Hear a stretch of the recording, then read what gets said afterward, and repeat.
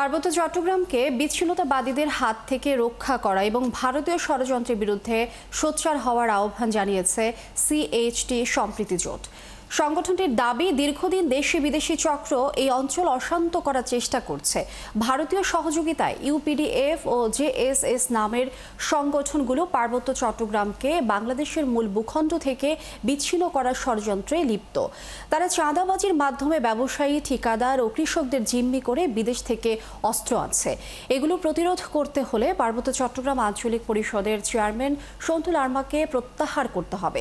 বিদেশি অর্থায়নে পরিচালিত বিভাজনমূলক সংগঠনগুলোর কার্যক্রম দমন করতে হবে। একই সাথে পার্বত্য এলাকায় স্থায়ী সেনা ক্যাম্প ও পুলিশ বাহিনীর সক্ষমতা বৃদ্ধি করারও দাবি জানান নেতারা।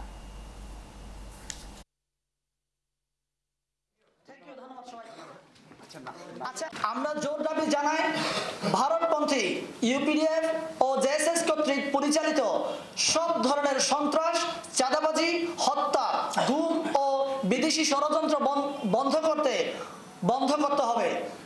পাহাড়ের শান্তি ও উন্নয়ন প্রতিষ্ঠায় সরকার ও দেশপ্রেমিক জনগণকে ঐক্যবদ্ধ করতে হবে।